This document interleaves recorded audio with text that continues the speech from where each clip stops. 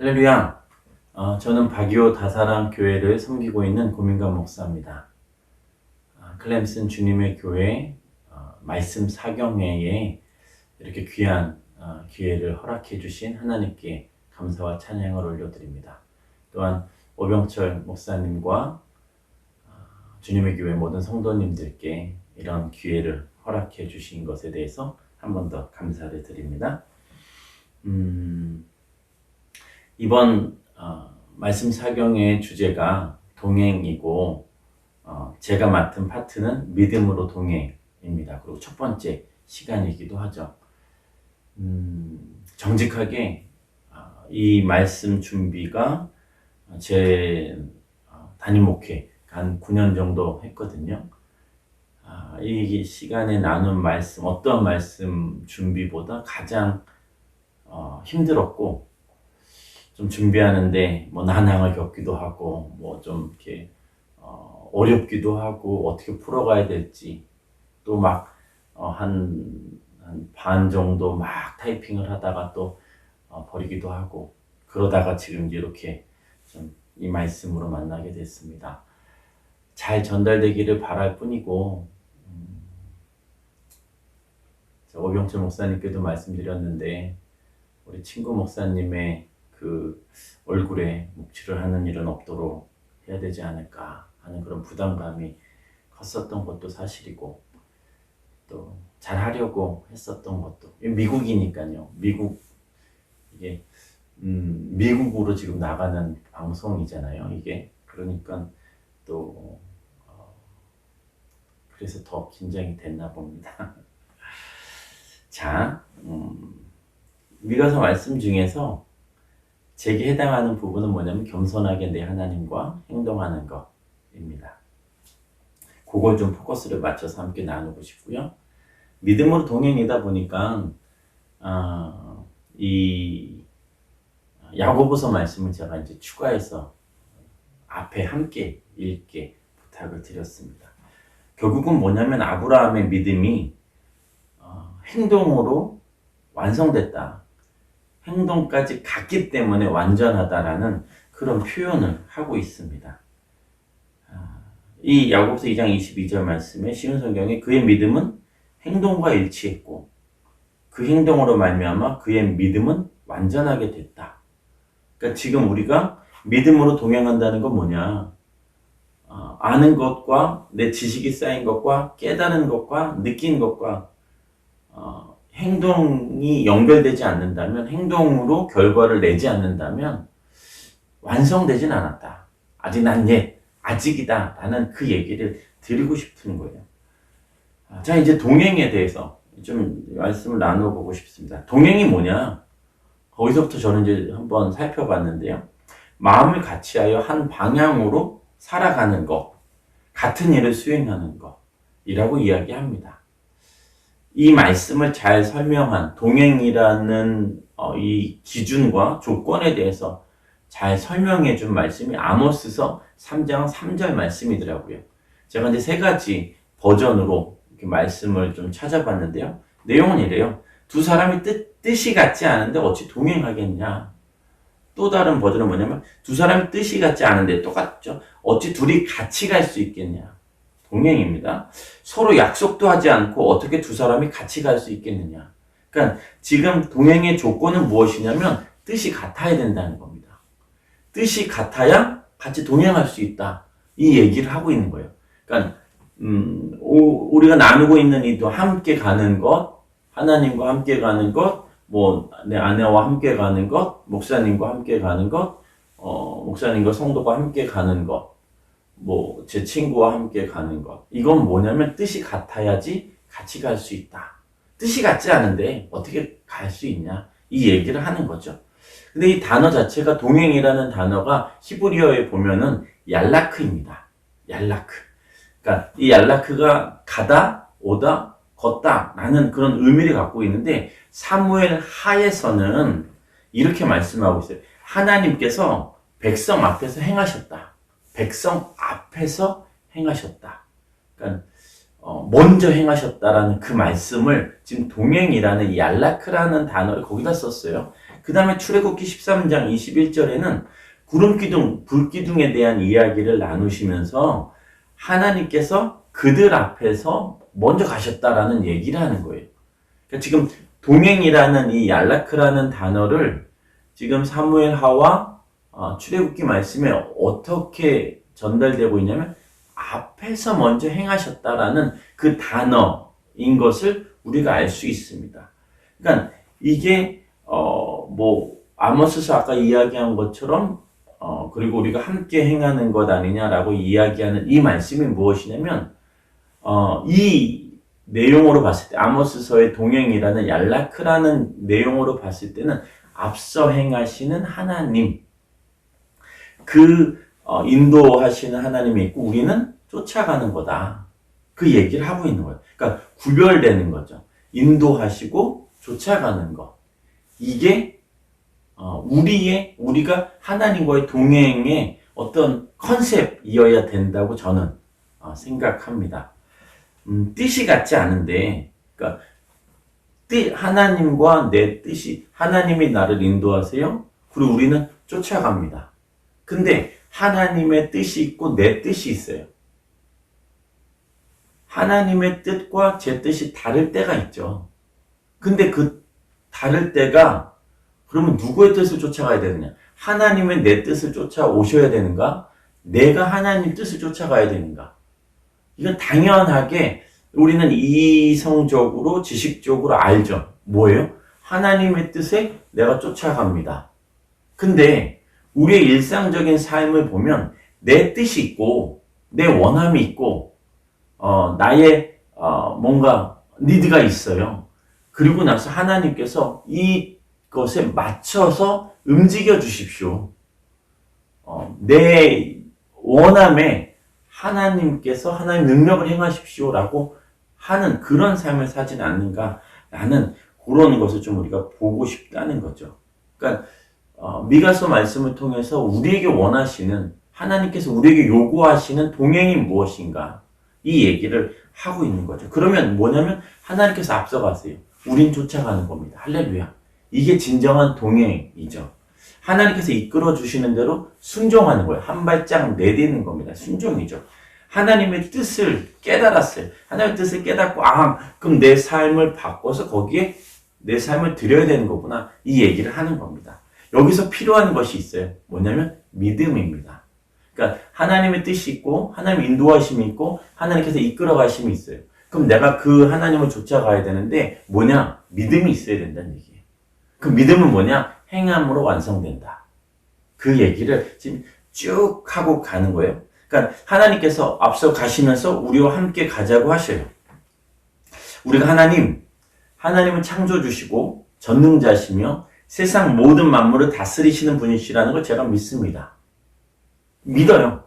근데 그 다음 하는 얘기가 뭐냐면 그러나 하나님 쫓아가긴 좀 어려운데요.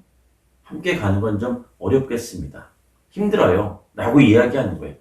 믿는데 하나님 창조주이심을 믿고 구원자이심을 믿고 지금도 세상 만물을 다스리고 계시는 그 분이신 것을 제가 믿는데 그분을 쫓아가는 건 힘들어요.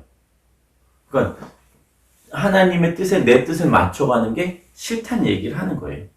그 얘기를 하는 겁니다. 받아들이기는 싫은 거예요.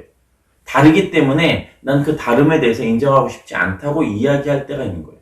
그럴 때 야고보 사도가 이야기하는 거 그건 믿음이 아니다. 아직 완성되지 않았다라는 얘기를 하고 있어요. 믿는다면 하나님이 창조주이시고 하나님이 전능자이시며 하나님 지금도 우리를 다스리시고 계시는 분이시며 우리를 너무 사랑하시는 하나님 아버지이신 것을 안다면 내가 믿는다면 그 하나님께서 이끌어 가시고 인도하시는 대로 내가 너무 자연스럽게 쫓아가는 것. 이게 동행이고 그게 믿음이고 그게 행함으로 나타나는 것. 그걸 이야기하는 겁니다. 하나님께서 하나님의 뜻을 이루기 위해서 한 사람을 택하세요. 사람을 택하셔서 사람을 통해서 사람을 사용하셔서 하나님의 뜻을 이루시고 계십니다. 근데 하나님 좀 저랑 안 맞아요. 그리고 이 일은 내 상황과 맞지 않아요. 하나님 지금 원하시는 일, 하시고자 하시는 이거는 제 기질과 맞지 않아요. 그리고 제 상황과 맞지 않고요. 제 컨디션, 제 감정, 제 기분 이런 거랑 맞지 않아요. 저는 그걸 하고 싶진 않아요. 하나님 원하시지만 하나님 원하신 건 알겠지만 제 상황은 그렇지 않아서 하기가 어렵습니다. 하고 받아들이지 않는 거죠. 하나님께서 나를 사용하셔서 그 일을 하고 싶으신 거예요. 근데 나는 하고 싶지가 않고 이게 맞지 않으니까 뜻이 같아야 동행을 하는데 뜻이 같지 않으니까 계속해서 동행하기 어렵다는 얘기입니다. 근데 우리가 겸손하게 내 하나님과 행하는 것이라고 이야기할 때 겸손함을 우리가 겸손함으로 하나님 앞에 나아가야 되는데 그게 어디서 오냐면 이사야서 55장 8절과 9절 말씀이 우리의 삶에 좀 더 확신을 갖고 그게 내 삶의 믿음으로 와 닿는다면 우린 겸손함으로 하나님과 행하는 삶을 살아갈 수 있다고 저는 믿습니다. 그 말씀이 뭐냐면 우리 함께 읽어주시겠습니까? 시작. 내 생각은 너희 생각과 다르고 내 길은 너희 길과 다르다. 여호와의 말씀이다. 하늘이 땅보다 높은 것처럼 내 길은 너희 길보다 높고 내 생각은 너희의 생각보다 높다. 아멘이십니까? 이 말씀에 동의가 되십니까? 내 생각은 너희 생각과 다르다.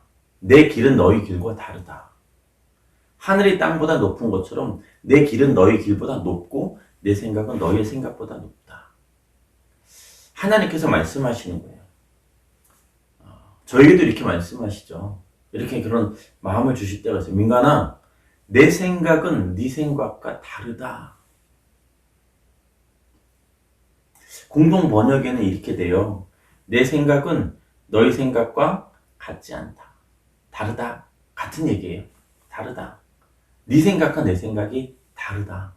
네 생각과 내 생각이 같지 않다.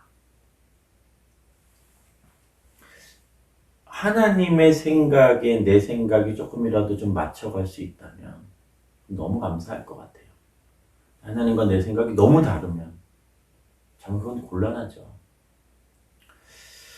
신약 성경이 27권으로 되어 있잖아요. 근데 그 중에 13권을 바울 사도라는 분이 이제 서신을 보낸 그런 책, 이제 그런 사도 바울입니다.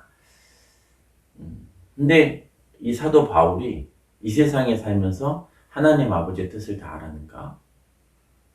27권 중에 13권의 책을 낸 저자가, 기자가 하나님의 뜻을 다 알았는가?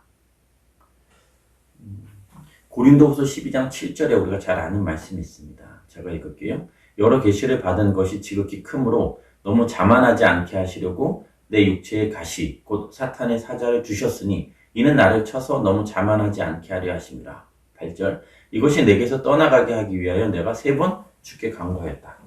자, 우리가 잘 아시는 대로 사도 바울이 자기가 가지고 있는 육체의 가시,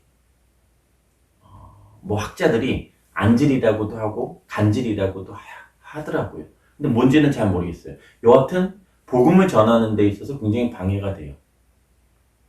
그래서 바울 사도가 간구했다라고 나와요. 그러니까 간구가 뭐냐면 기도 말고 간청하는 것, 부르짖는 것. 그걸 간구라고 합니다. 그러면 육체의 가시가 낫기 위해서 3번 간구했다는 거예요. 3번 간청했다는 거예요. 3번 부르짖었다는 거예요. 그러면 지금 이야기한 것처럼 바울 사도가 그 육체의 가시 그게 너무 아프고 힘들고 어렵고 곤란하고 또 복음 전하는데 하나님 나라 확장하는데 굉장히 장애물이 되니까 그것을 위해서 3번 기도했다고 하니까 3번 기도했구나. 1, 2, 3. 그래서 3번 기도하고 안 됐구나. 이게 아니라 3번이라는 단어가 저는 많이 기도했다는 얘기로 들려요.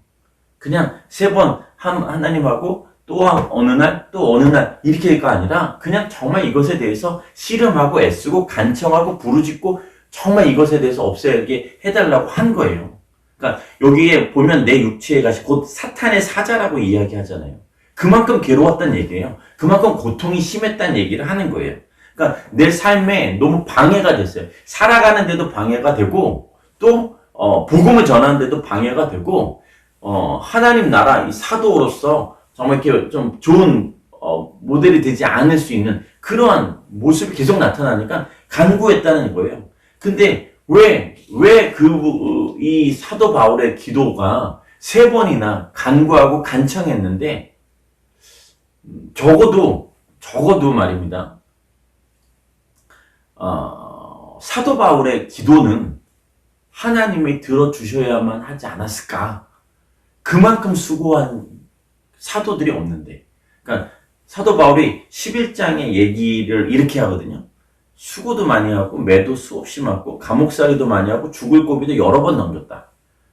유대 사람들에게 40에 하나 감한매를 5번이나 마셨고 3번째 찍, 1번 돌, 3번 파산, 밤낮 하루 꼬박을 바다에서 헤맨 적도 있고 수차례에 걸친 여행에서 강의 위험, 강도의 위험, 동족의 위험, 이방 사람의 위험, 도시의 위험, 광야의 위험, 바다의 위험, 거짓 형제들의 위험.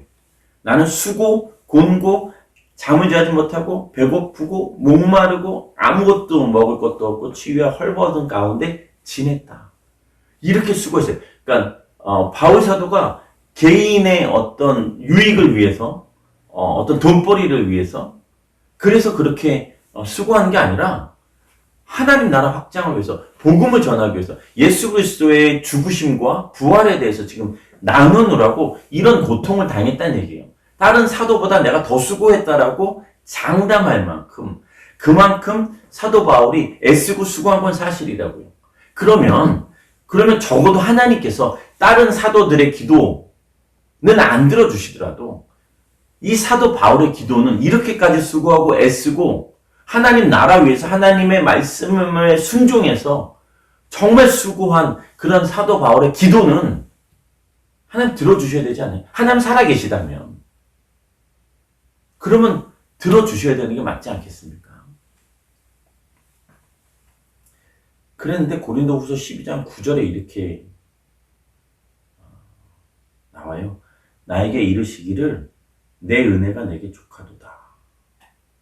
내 은혜가 내게 족하도다. 바울 사도가 딴짓하는 것도 아니고요. 자기를 위해서 애쓰는 것도 아니고요. 하나님 나라 위해서 애썼다고요. 근데 그걸 고쳐주시지 않으셨어요. 그리고 뭐라고 하셨냐면 내 은혜가 하나님의 은혜가 바울 사도에게 족하다. to enough하다고 그랬어요. 내 은혜가 내게 족하다.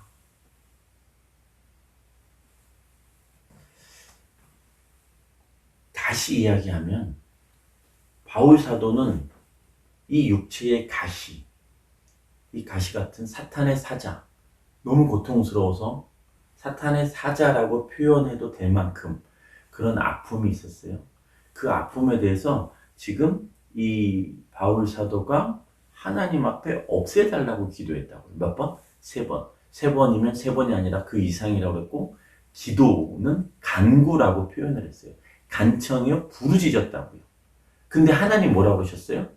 내 은혜가 하나님의 은혜가 내게 족하다라고 말씀하셨어요. 그러면 지금 다시 이야기하면 무슨 말이냐면 너는 은혜를 부어주었는데 그걸 가시로 여겼었다라는 얘기를 하는 거예요. 가시인 줄 알았는데 은혜였던 거예요.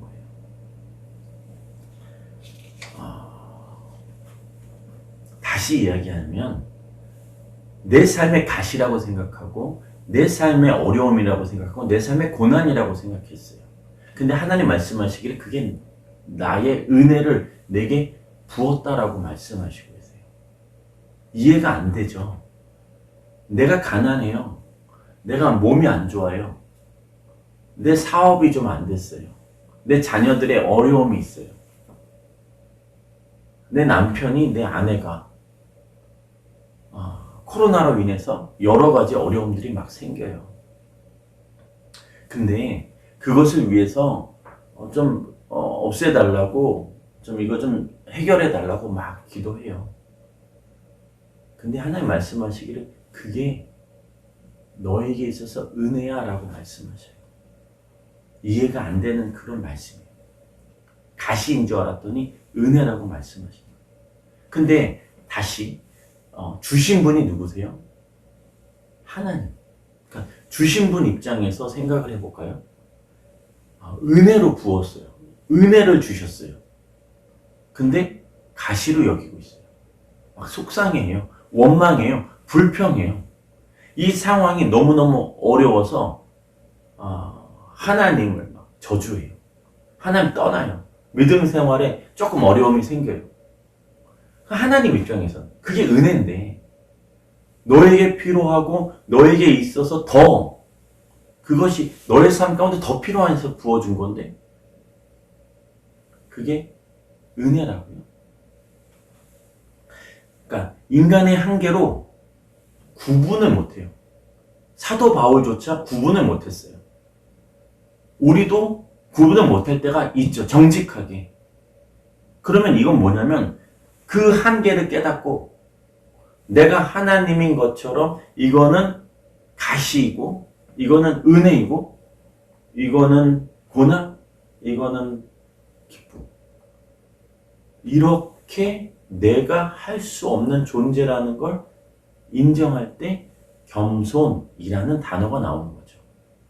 겸손함으로 말미암아 우리가 하나님 앞에 서게 되는 것. 이건 내 한계를 인정하는 거예요. 하나님의 뜻과 내 뜻이 다르다는 것을 깨달았을 때 은혜인지 가시인지 모르는 인간, 그 정도의 한계에 살아가고 있는 우리가 그것을 인정할 때 겸손하게 되는 거예요. 하나님 앞에서.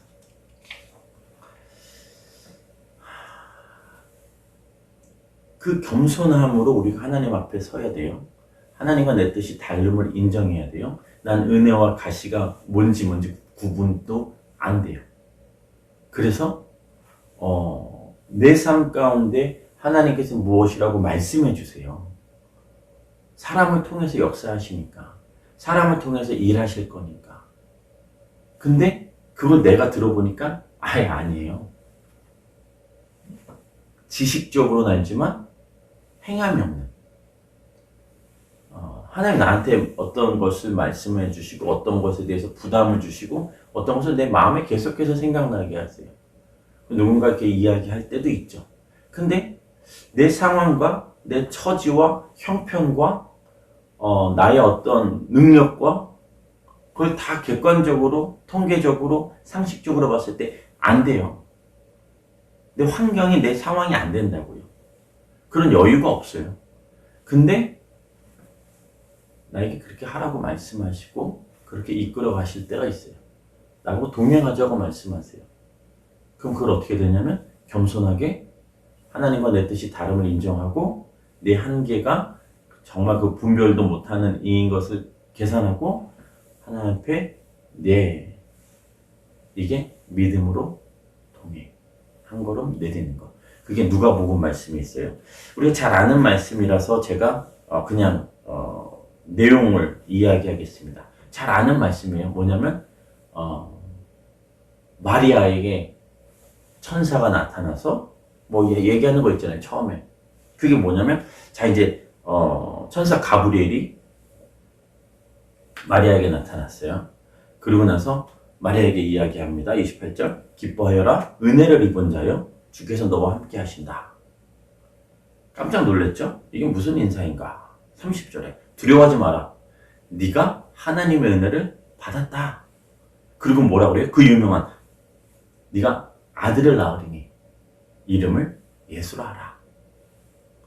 그는 위대한 위대한 이가 될 것이요 지극히 높으신 분의 아들이라 불릴 것이다. 주 하나님께서 그에게 그 조상 다윗의 보좌를 주실 것이다. 그는 야곱의 집을 영원히 다스릴 것이며 그의 나라는 결국 끝나지 않을 것이다. 34절에 이 마리아가 팩트를 이야기하죠. 그게 뭐예요? 처녀인 저에게 어떻게 이런 일이 있겠습니까? 어떻게 아들을 낳아요? 라는 얘기죠. 천사가 대답해요. 성령께서 내게 임하실 것이요. 할렐루야. 지극히 높으신 분의 능력이 너를 감싸 주실 것이며 그래서 태어날 아기는 하나님의 아들이라고 불릴 것이다. 자, 친척 엘리사벳도 지금 그 나이에 아이를 가졌다. 이제 이렇게 돼 있어요. 37절에 하나님께는 불가능한 일이 전혀 없다. 천사 가브리엘이 이야기하고 있습니다. 그때 마리아가 대답해요. 보십시오. 저는 주의 여종입니다. 당신의 말씀대로 제게 이루어지기를 원합니다. 그 천사가 떠났어요. 우리가 잘 아는 말씀인 거예요. 자, 마리아에게 말도 안 되는 사건이 일어났어요. 천사가 와서 이야기했습니다. 너를 통해서 아들을 낳을 거야. 근데 아직 남자의 경험이 없다고 얘기해요. 처녀라고 이야기해요. 어떤 관계가 없었어요. 근데 아들을 낳을 것이라고 이야기해요. 그러니까 마리아에게 있어서는 말도 안 되는 거죠. 난 그런 거 있을 수 없습니다. 라고 이야기하는 거예요. 이거는 역사적으로도 이런 일이 없었습니다. 라고 이야기합니다. 그랬더니 천사가 이야기하죠. 성령께서 내게 임하실 것이다. 그리고 말씀하세요. 하나님께는 불가능한 일이 없다. 하나도 없다. 전혀 없다. 라고 이야기하세요. 그랬더니 마리아가 이야기하죠. 주는 보십시오. 저는 주의 여종입니다. 당신의 말씀대로 이루어지기를 원합니다. 어떤 분이 이렇게 이 마리아의 고백을 이렇게 바꿨어요. 저는 주의 여종입니다. 당신의 말씀대로 제게 이루어지기를 원합니다. 그리고 뭐라고 그랬냐면 믿어지지 않지만 믿겠습니다. 여기서 믿겠다라는 얘기는 뭐냐면요. 제가 그걸 믿겠습니다. 제가 아들을 낳겠습니다.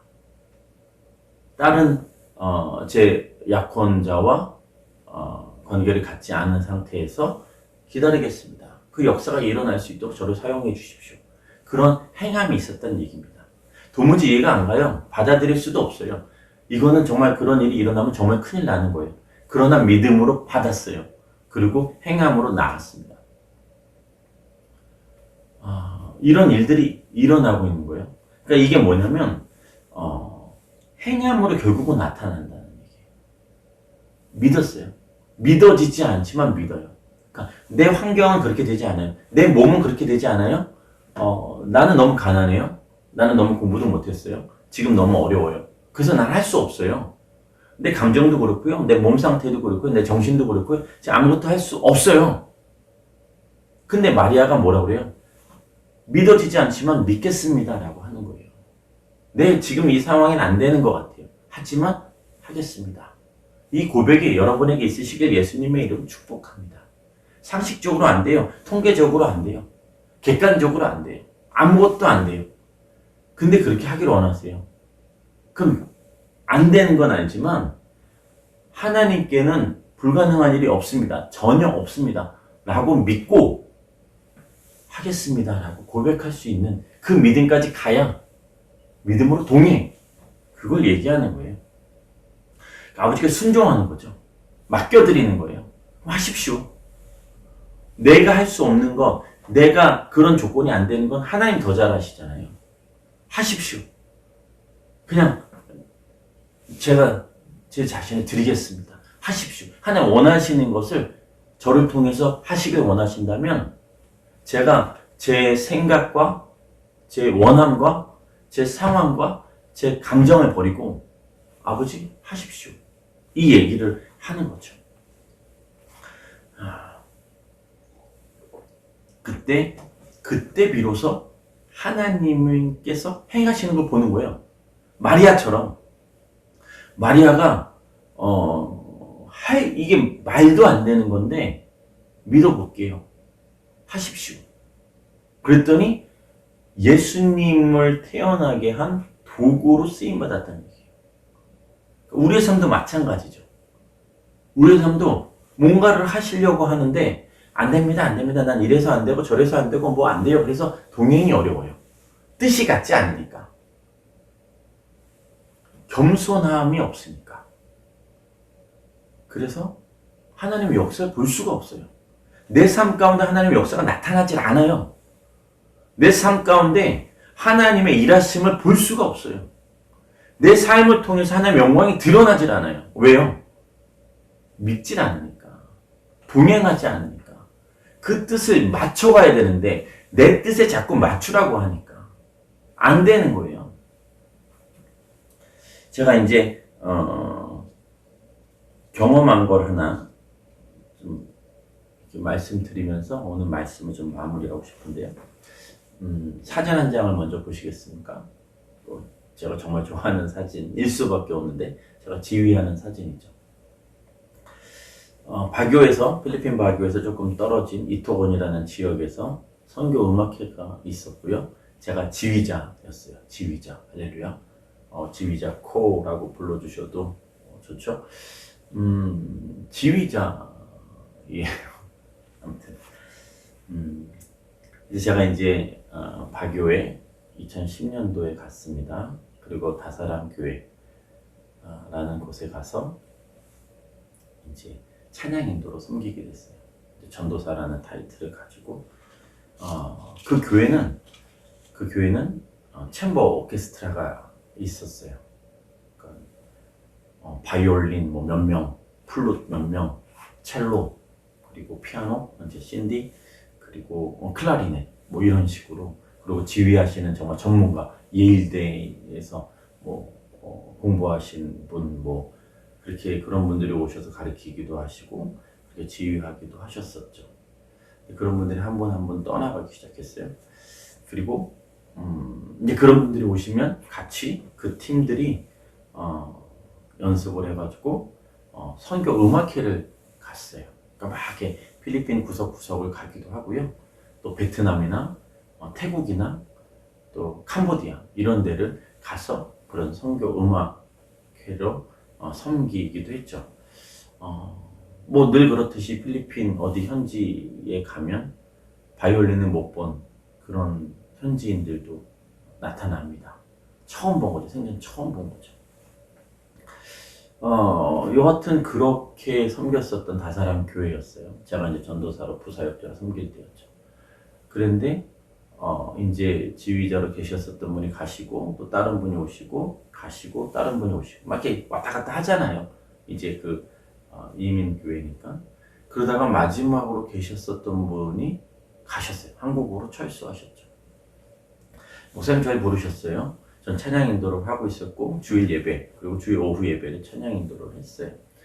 그 목사님 말씀하셨죠. 그냥 지금 지휘자가 오기 전까지 그 챔버 오케스트라를 좀 그냥 같이 주일 예배 드리기 전에 경배와 찬양할 때 같이 연습하십시오. 토요일날.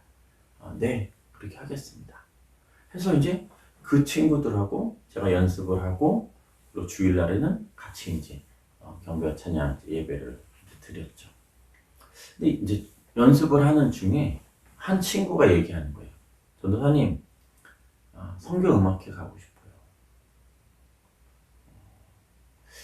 저는 이제 그때 바교에 가서 APTS라는 그 학교 거기 오병철 목사님과 헬렌 사모님 거기서 이제 만나고 도움도 받고 굉장히 즐거운 시간을 보냈었던 그곳에서 이제 공부를 하는 그러니까 이제 엔트런스 이그잼을 보고 레귤러 과정으로 가야 되는 그런 상황에서 영어 공부를 막 하고 있었던 그런 때였어요.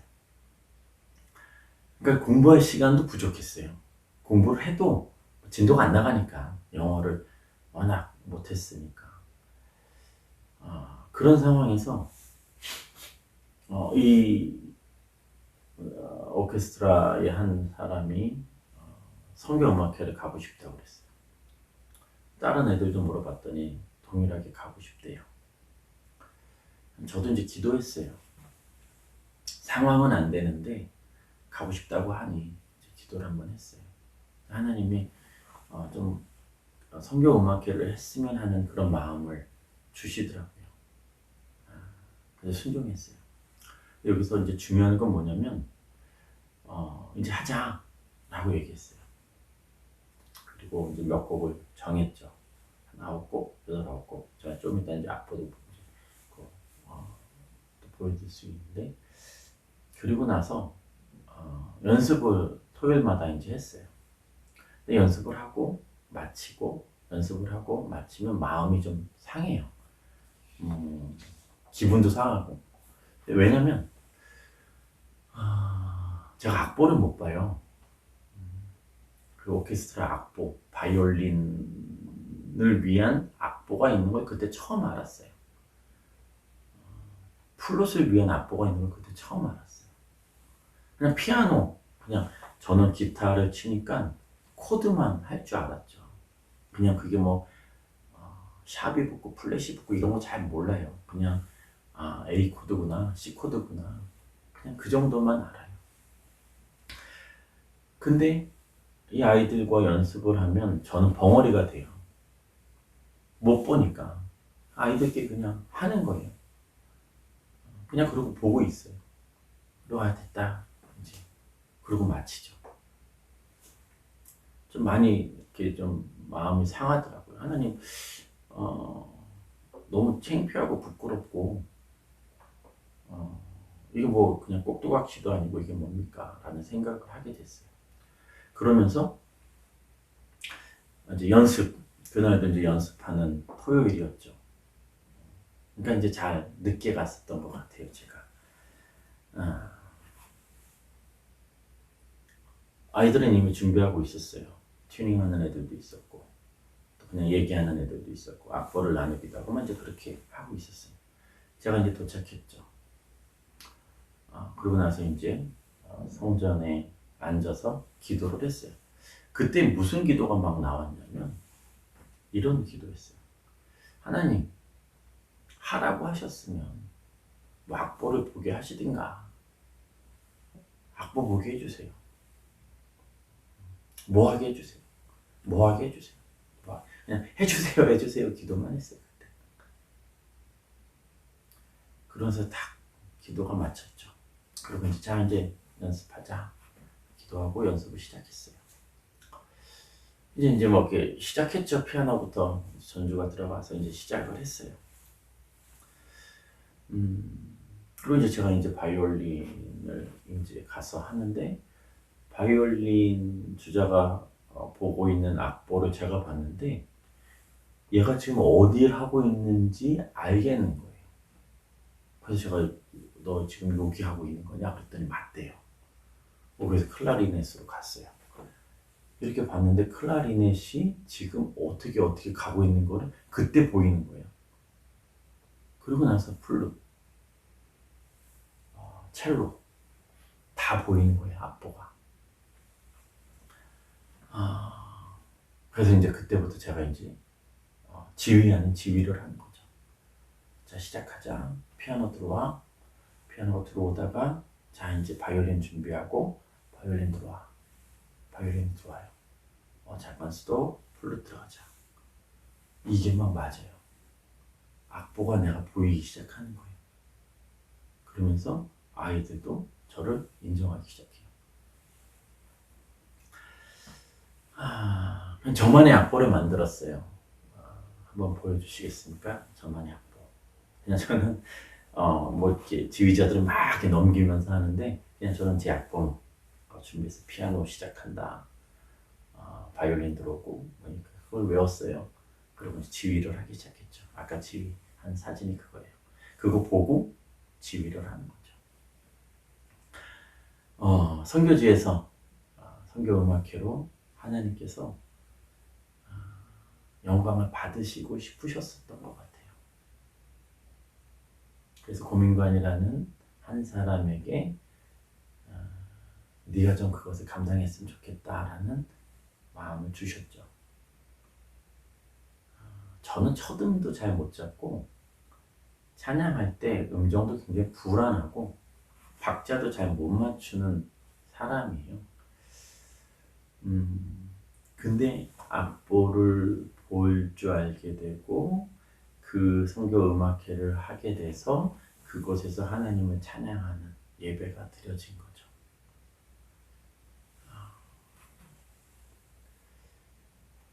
하나님께서 원하실 때 한 사람을 사용하세요.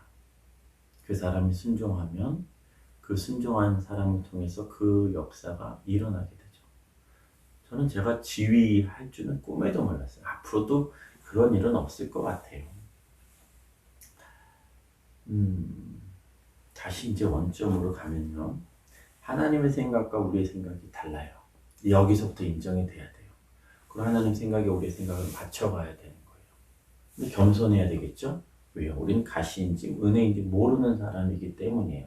그래서 겸손해져요. 그리고 말씀하실 때 순종하게 되는 거죠. 왜요? 믿음은 행함으로 나타나는데 그 행함은 순종이기 때문입니다. 나는 할 수 없는데, 나는 이때까지 안 해본 건데, 난 자격도 안 되는데, 아마 하다가 실패할 텐데 여러 가지 내 생각이 들어가요.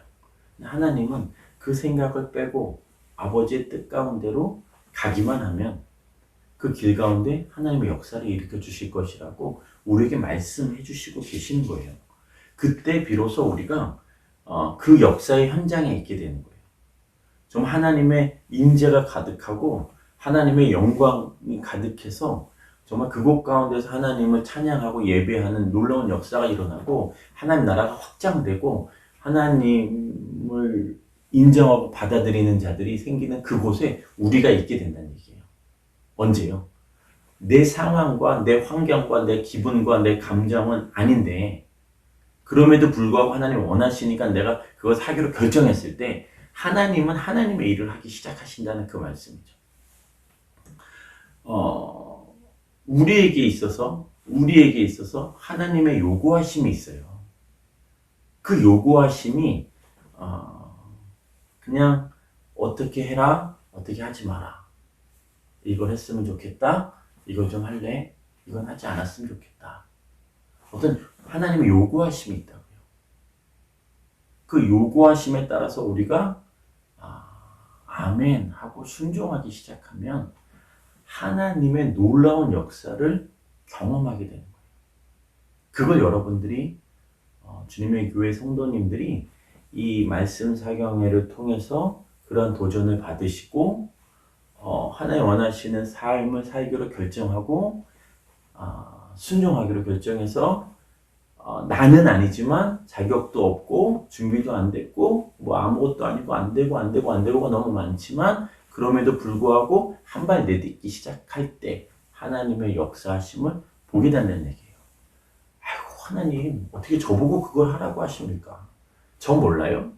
지금 제 상황을 모르십니까? 이게 아니라 하나님 말씀하셨을 때 마리아처럼 믿어지진 않지만 믿겠습니다.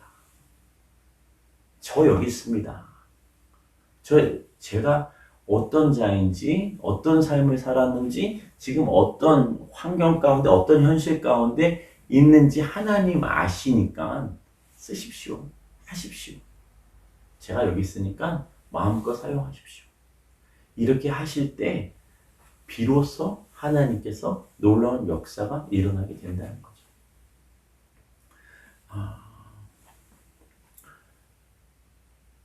제가 지휘를 한다는 건 정말 있을 수 없는 일인 거예요. 그러나 하나님 원하신다고 하시니 한 발 내딛었더니 그냥 그 가운데에 하나님이 역사하시는 것을 보고 제가 그 악보를 읽게 된 것처럼 여러분의 삶 가운데서 그러한 놀라운 일들을 경험하게 되시는 그런 것은 여러분의 선택, 믿음으로 동행하기로 결정하고 행함으로 그 믿음을 완성시켜서 하나님의 뜻을 쫓아가는 내 뜻과 하나님의 뜻이 다름을 인정하고 나의 한계를 인정함으로 겸손하게 하나님과 함께 행하시는 귀한 삶 살아가시는 저와 우리 주님의 교회 모든 성도님 되시기를 예수님의 이름으로 축복합니다. 같이 기도하시겠습니다. 하나님, 귀한 교회에 하나님 말씀을 선포하게 하셔서 감사합니다. 무엇보다도 하나님 얼마나 이 교회를 사랑하시고 또 성도님 한 분 한 분을 사랑하시는지 또 그들을 향한 계획이 얼마나 크신지 알게 해주시기를 간절하게 소망합니다. 마리아의 삶을 통해서 하나님 역사하신 것처럼 아무것도 아닌 저를 통해서 하나님 찬양 받으시고 영광 받으신 것처럼 이제는 우리의 주님의 교회 성도님들을 통해서 작은 행함과 순종을 통해서 하나님 영광 받으실 차례임을 믿습니다. 이미 지금까지도 잘하셨고 앞으로 더 큰 일들을 행하실 것을 믿습니다. 하나님께서 다시 한번 주님의 교회 가운데 성령의 큰 불을 부어주시고 하나님 사랑하심을 부어주시고 서로를 사랑하는 것을 부어주시고 하나님 말씀에 순종하는 그런 놀라운 은혜를 부어주셔서 정말 믿음으로 함께 하나님과 동행하는 겸손한 주님의 교회 성도님들 되게 하여 주시옵소서. 감사드리고 모든 말씀 예수님 이름으로 기도드립니다.